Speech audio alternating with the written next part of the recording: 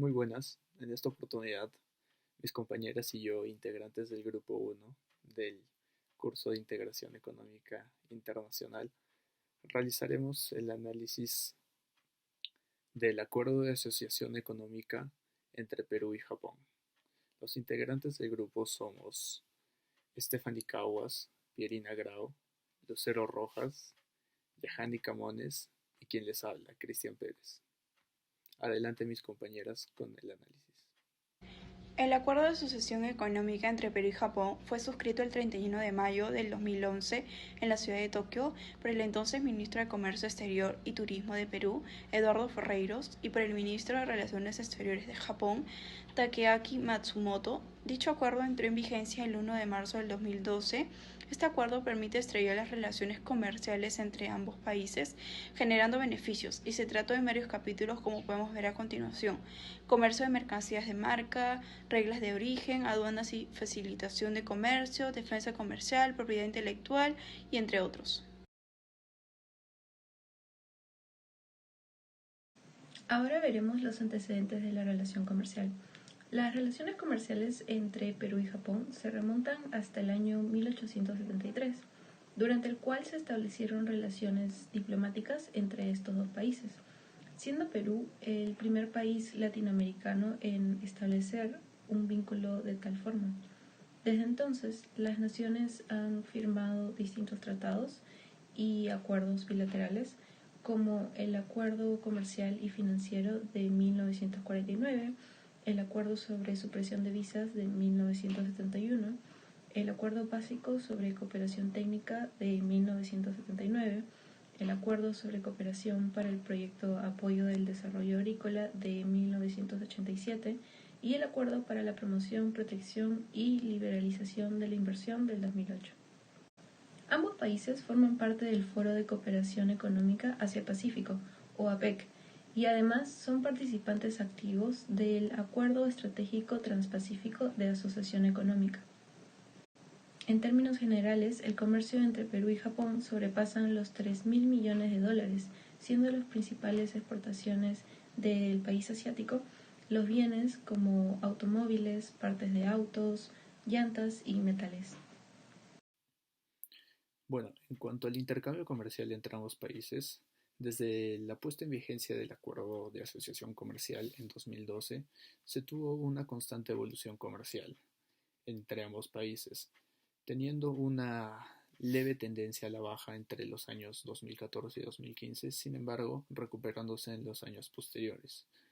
Y más recientemente, en el año 2019 precisamente, el Perú obtuvo alrededor de 1.929 millones de dólares producto de las exportaciones a Japón y alrededor de 1.069 millones de dólares producto de las importaciones.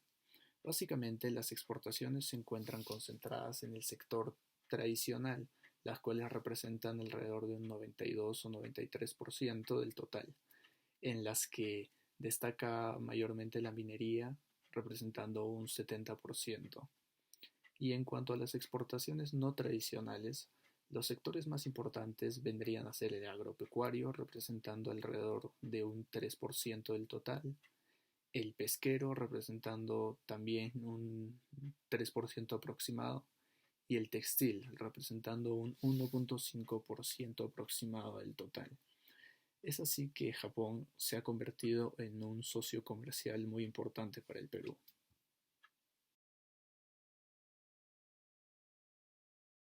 Mi nombre es Stephanie Cabos y le hablaré sobre el proceso de negociación del Tratado Comercial. Las negociaciones se iniciaron en mayo de 2009 y concluyeron en el mes de noviembre del 2010. Luego de las 7 rondas, las fechas vistas en la PPT. Luego de ello, ambos países anunciaron el cierre de las negociaciones durante la visita del Estado del presidente peruano a la ciudad de Yokohama, en el marco de la cumbre de los líderes de la PS en el 2010. Posteriormente, de febrero a mayo de 2011, se llevó a cabo el proceso de la revisión legal de los textos. Una vez culminado dicho proceso, el AEE fue suscrito el 31 de mayo de 2011 en la ciudad de Tokio por el entonces Ministro de Comercio Exterior y Turismo del Perú y el Ministro de Relaciones Exteriores de Japón. Finalmente, el AEE entró en vigencia el 1 de marzo del 2012.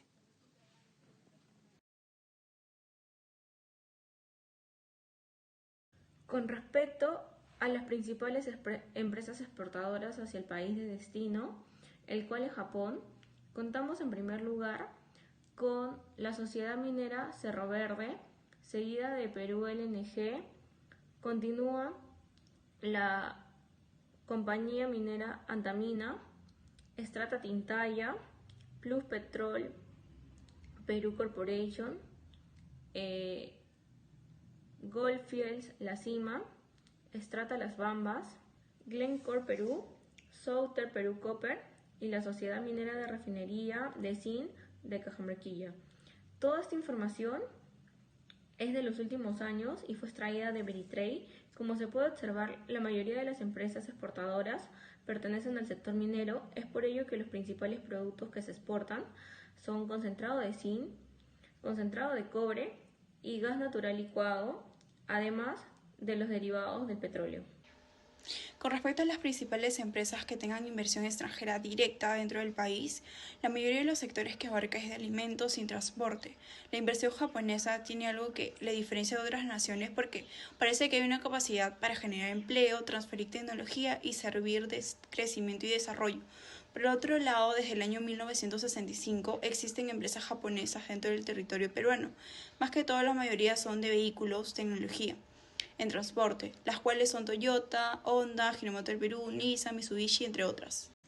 Ahora veremos las principales partidas arancelarias de exportación e importación con Japón.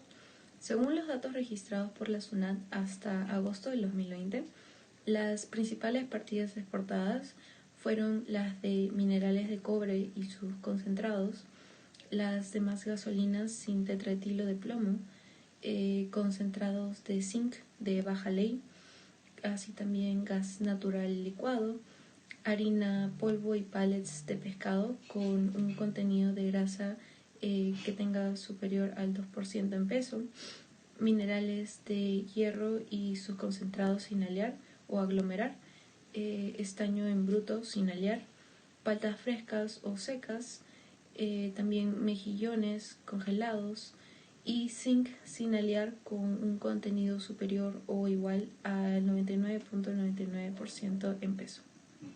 Por otro lado, las principales partidas registradas de importación hasta agosto del 2020 fueron las de los neumáticos de los tipos utilizados en vehículos y máquinas para la construcción y la minería, así como los demás vehículos con motor de émbolo o pistón alternativo de encendido por chispa de cilindro. Los demás vehículos con motor de émbolo o pistón de encendido por comprensión diésel o semidiésel, así como aceites de petróleo o de mineral bituminoso, a excepción de los aceites crudos. También los productos laminados planos de hierro o acero de estaño con espesor menor a 0.5 milímetros, los demás productos planos de hierro o acero sin alear enrollados y las demás partes y accesorios de máquinas y aparatos para imprimir. Análisis de defensa comercial y propiedad intelectual. También se incluirán las medidas fitosanitarias. Defensa comercial. Artículo 22. Medidas no arancelarias. Ninguna parte introducirá o mantendrá cualquier prohibición o restricción distinta a los aranceles aduaneros sobre la importación de cualquier mercancía de la otra parte o sobre la exportación o venta de cualquier mercancía destinada a la otra parte que sea incompatible con sus obligaciones de la conformidad con el artículo 6 de la GAP en 1994 y las disposiciones relevantes del acuerdo sobre la OMC. Y para este fin se incorpora y forma parte para integrar el presente acuerdo. La licencia de importación del artículo 23. Ninguna parte adoptará o mantendrá una medida que sea incompatible con el acuerdo sobre los procedimientos para el trámite de la licencia de importación o una mercancía de la otra parte, a menos que haya proporcionado una notificación de conformidad. Artículo 25. Derechos de exportación, tasas u otras cargas. Ninguna parte introducirá o mantendrá impuestos, derechos u otras cargas de cualquier tipo aplicados a una mercancía exportada por la otra parte a menos que tales impuestos, derechos u otras cargas no superan a los similares cuando destina al consumo interno. Propiedad intelectual. Patentes. Cada parte deberá asegurar que la solicitud de una patente no sea rechazada debido únicamente a que la materia indicada en la solicitud esté relacionada con un programa de ordenador. Sin embargo, La disposición de este artículo no irá del límite de la autonomía de cada parte para excluir la patentabilidad a los programas de ordenador como tales. Marcas. Cada parte deberá otorgar protección adecuada y efectiva a los titulares de derechos de marcas de productos o servicios, cualquier signo o combinación de signos que sean capaces de distinguir unos productos o servicios de otros y sean susceptibles de tales construir una marca. Tales combinaciones de signos así se podrán registrar. Cuando los signos no sean capaces de distinguir, cada parte podrá subdictar su responsabilidad de distinguir la marca. También como condición de registro y sean visualmente, ¿no?, vistas. Medidas fitosanitarias, artículo 89. Estas funciones del comité serán revisar la implementación y la operación intercambiada de información sobre cuestiones tales como la ocurrencia de accidentes sanitarios o fitosanitarios entre las partes y el cambio de introducción de reglamentos y normas relacionados a los asuntos sanitarios y fitosanitarios de las partes que pueden directa o indirectamente afectar al comercio de las mercancías entre las partes, con el fin de mejorar la mutua comprensión de la MEP de cada parte, incluyendo sus procedimientos administrativos. También notifica a ambas partes con la información sobre los posibles riesgos sanitarios y fitosanitarios reconocidos por la otra parte. Asimismo, también realiza consultas técnicas con base científica, identifica y aborda temas específicos entre los temas que pueden servir la aplicación de la MEF. Finalmente, discute la cooperación técnica entre las partes sobre la MEF, incluyendo la capacitación de asistencia técnica y el intercambio de expertos sujetos a la disponibilidad de los fondos apropiados y a las leyes y reglamentos aplicables de cada parte.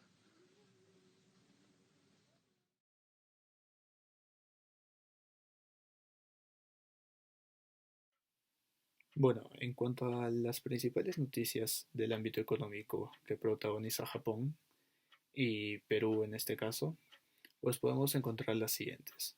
Una noticia no tan reciente, sin embargo igualmente importante, es la que implementó el Foro Económico entre Perú y Japón, que reunió a más de 250 empresarios y funcionarios en este país, en Perú, en el cual se analizaron retos entre ambos países que involucran a la promoción de exportaciones peruanas al mercado asiático. Este foro internacional se realizó entre los días 18 y 19 de noviembre del año 2019, en el cual alrededor de 250 representantes de empresas japonesas y peruanas, así como altos funcionarios públicos, analizaron el futuro y los retos comerciales entre el Perú y Japón, cómo afrontarlos y la promoción hacia una mayor exportación al mercado asiático. Como segunda noticia importante, podemos encontrar como protagonista al país de Japón, pues este año su PBI cayó 7.8% en el segundo trimestre. Esta fue la mayor contracción que tuvo este país desde el 1955. La economía japonesa sufrió entre abril y junio una contracción sin precedentes al registrar una caída del Producto Bruto Interno del 7.8% respecto del primer trimestre del año, cuando había retrocedido un 0.6%. La caída del PBI representa la mayor pérdida de actividad de toda la serie histórica de Japón, que se remonta a 1980. Sin embargo, fuentes del gobierno indican que este desplome en el segundo trimestre es el mayor desde al menos 1955 y superó ampliamente la caída del 4.8% del primer trimestre del 2009. Como tercera noticia importante que involucra a este país asiático, pues podemos encontrar que este año el Reino Unido anunció la firma con Japón de su primer acuerdo comercial después de la era del Brexit, o era llamada post-Brexit. El llamado Acuerdo de Asociación Económica Global entre el Reino Unido y Japón fue objeto de un acuerdo de principio. El Reino Unido anunció que había logrado un acuerdo de libre comercio con Japón, su primer gran tratado comercial post-Brexit, al término de una semana de fuertes tensiones con la Unión Europea que hacen temer un fracaso de la decisiva negociación. El llamado Acuerdo de Asociación Económica Global entre el Reino Unido y Japón fue objeto de un acuerdo de principio entre la secretaria británica de Comercio Internacional, Liz Truss, y el ministro de Relaciones Exteriores japonés, Motegi Toshimitsu, durante una videoconferencia. Este acuerdo aumentará el comercio británico con Japón en unos 15.200 millones de libras, o unos 19.500 millones de dólares, precisó el gobierno de Johnson en un comunicado. Sin embargo, opositores y analistas destacaron que es una parte ínfima de lo que perdería el país si no alcanza un acuerdo de libre comercio con la Unión Europea antes del fin de año.